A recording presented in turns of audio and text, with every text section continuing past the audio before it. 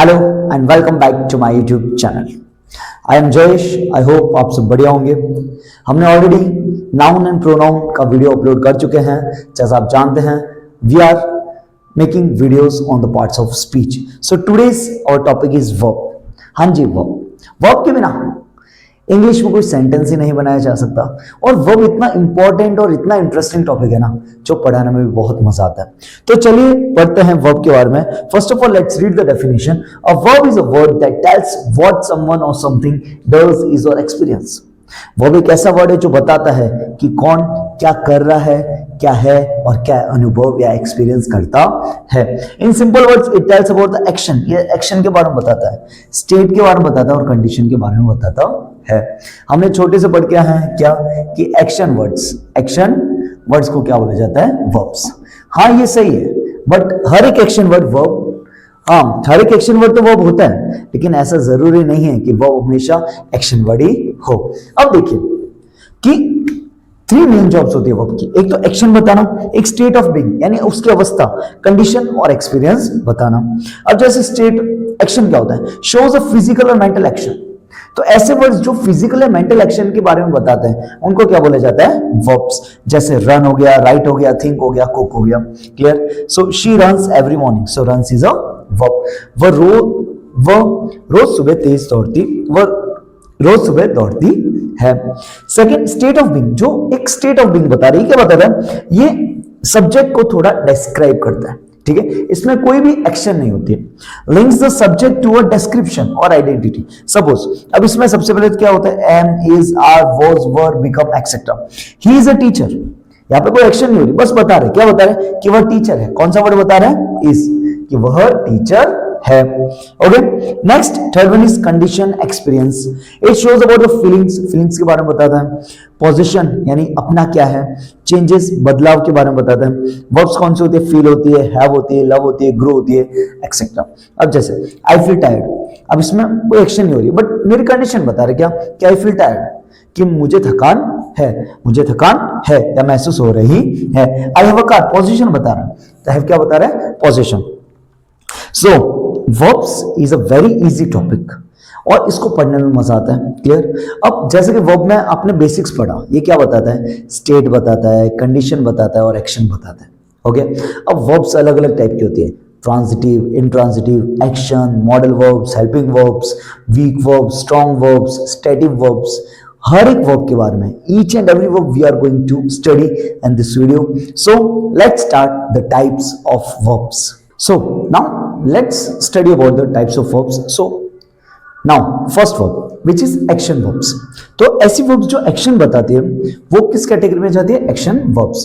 This verb shows physical और mental action. ये जो verbs होती है या तो physical या mental action बताती है। जैसे she writes a letter, वो letter लिख रही है। The boy runs fast, boy तेज दौड़ता है। He thinks, तो ये सब verbs जो फिजिकल या मेंटल एक्शन बताती है वो किस में जाती है? Action verbs. Second is stative verbs. अब इन वर्ब्स में कोई एक्शन नहीं होता, but it tells about the feelings, emotions या पोजेशन। तो ऐसी वर्ब्स जिसमें कोई एक्शन नहीं होता, क्लियर, लेकिन वो फीलिंग्स, इमोशंस के बारे में बताती है, उसको क्या बोलते हैं? Stative verbs.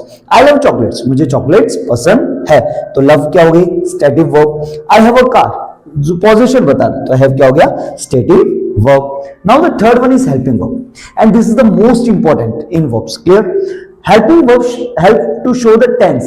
ये tense बताता है और mood बताता है। जैसे आपने पढ़ा होगा कि helping verb की 3 कैटेगरीज होती है। एक तो do होता है, एक have वाली फॉर्म्स होती है और एक be वाली फॉर्म्स होती है। do वाली फॉर्म्स हमेशा सिंपल में यूज होती है, have वाली फॉर्म्स हमेशा परफेक्ट में यूज होती है और be वाली जो फॉर्म है वो कंटिन्यूस में यूज की जाती है। अब helping verbs कौन कौन सी होती है?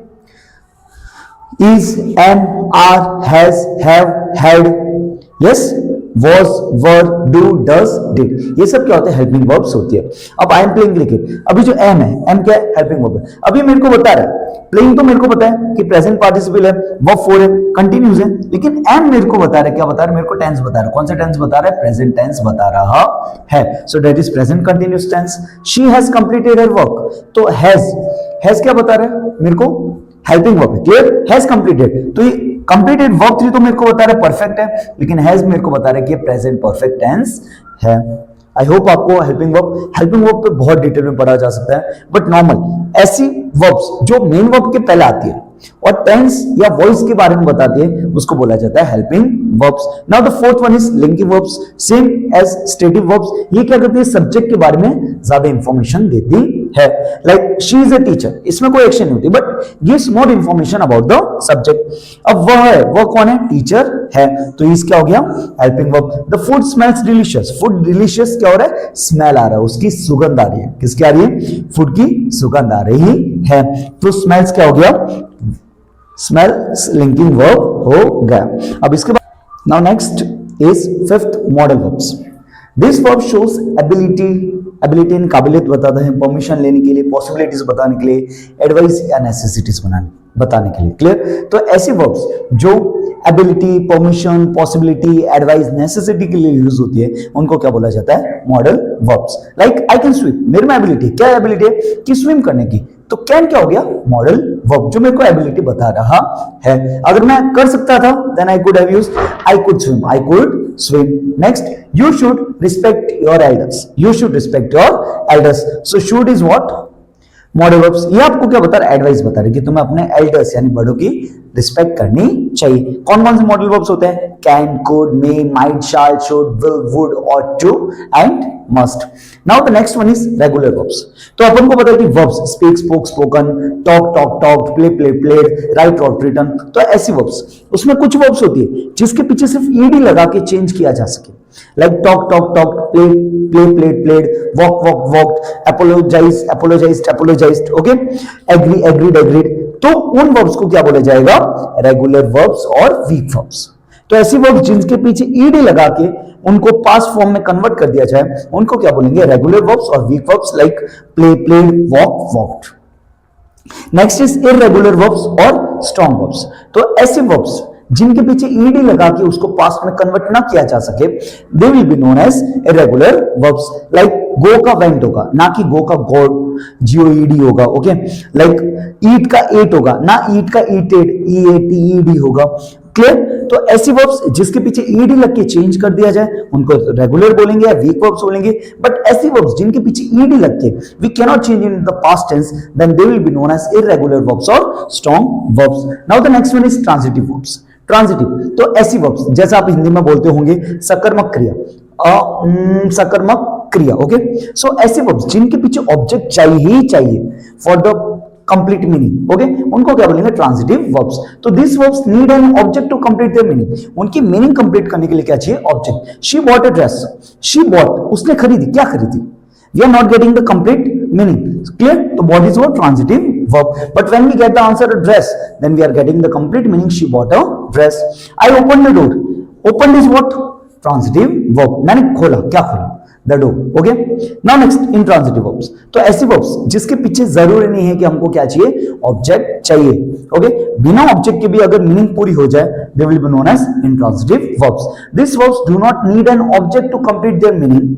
The baby cried, baby रोया, अब बेबी रोया। क्लियर, तो क्राइड क्या हो गई, इंट्रांजिटिव वर्ब्स। अब ही वी अराइव अर्ली, अपन ने स्टार्टिंग से पढ़ा है कि अगर वर्ब के पीछे जो भी आते वो ऑब्जेक्ट, बट एक्चुअल में वो नहीं होता। ऑब्जेक्ट बनने का काम सिर्फ नाउन या प्रोनाउन ही करते हैं, इनके अलावा और कोई ऑब्जेक्ट बनने का काम नहीं करता है। तो ये जो अर्ली है वो क्या है, नाउन नहीं, वो क्या नाउन नहीं, ये क्या है, एडवर्ब है, तो ये ऑब्जेक्ट नहीं। So that's arrive is what, intransitive verb. Right, I think, I hope आप समझ रहे हो, आपको मजा भी आ रहा है। Now next is finite verbs. Finite क्या होती है, this verbs change according to tense and subject. यानी टेंस और सब्जेक्ट के अकॉर्डिंग जो वर्ब्स चेंज होते हैं उनको क्या बोला जाएगा, फाइनाइट वर्ब्स। जैसे यहां पे मैंने बोला है she writes a letter, she writes a letter. अब यहां पे अगर मैं शी की जगह सुनिएगा, अगर आई कर दूं तो क्या इसमें परिवर्तन आएगा, is right going to change? Yes, it will come. I write a letter, I write a letter. And what if I change it as they, तो क्या रहेगा, right, sorry, if I change is at he, तो he के पीछे क्या लगता है, s और es. Suppose I am happy, I am happy, but लेकिन अगर I की जगह मैं he यूज कर दूं तो ये भी चेंज हो जाएगा।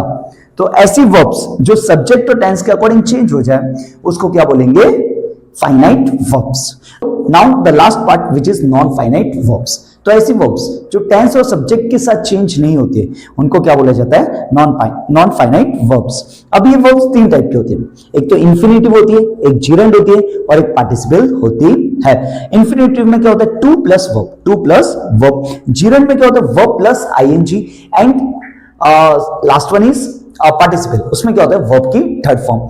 अब देखिए, to plus verb infinitive, gerund verb one plus ING, participle verb 3.